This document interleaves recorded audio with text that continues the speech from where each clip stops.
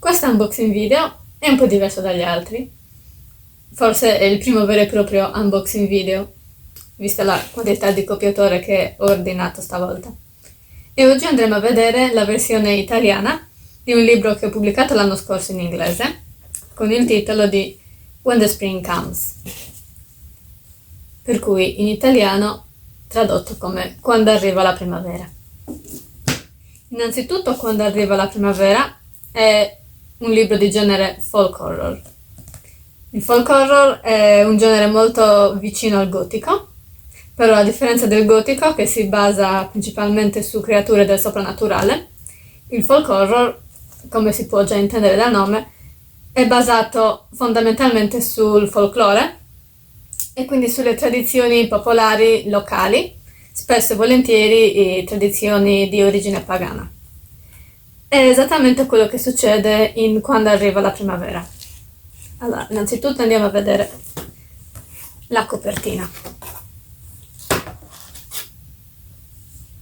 Eccola qui, questa è la mia copia, il fronte, Quando arriva la primavera, e il retro. Già dai disegni nella copertina si può intuire che appunto la primavera è uno dei temi fondamentali del libro. La primavera, l'acqua, la pioggia, i fiori e tutto ciò che coinvolge i cicli di morte e rinascita della natura. Infatti, questo libro si basa principalmente sui riti pagani sardi legati alla divinità prettamente sarda, nota come Maimone. Però questa divinità si trova all'interno di un contesto mediterraneo in cui vi sono numerose somiglianze con i culti dionisiaci pre-classici, quindi di epoca micenea. Il folk horror, quindi, abbiamo detto che è un genere molto simile al gotico, ma laddove il gotico tende a terrorizzare il lettore, spesso con ambientazioni notturne e creature soprannaturali, il folk horror è prevalentemente ambientato di giorno e non ha lo scopo di terrorizzare, ma più che altro quello di disturbare quasi a livello psicologico il lettore.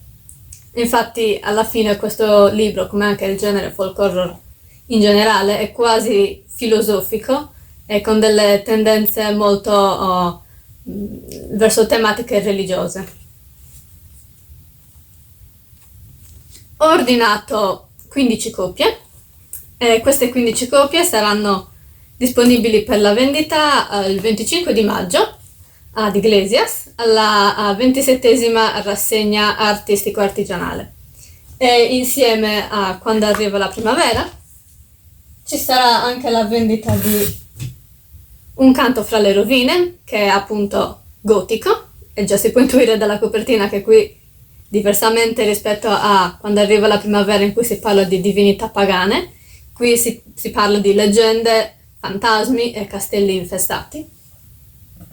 E il 25 maggio sarà disponibile anche Storie di Sardegna, epoca giudicale, che è invece un libro prettamente di narrativa storica, per cui niente o quasi niente di soprannaturale in questo caso.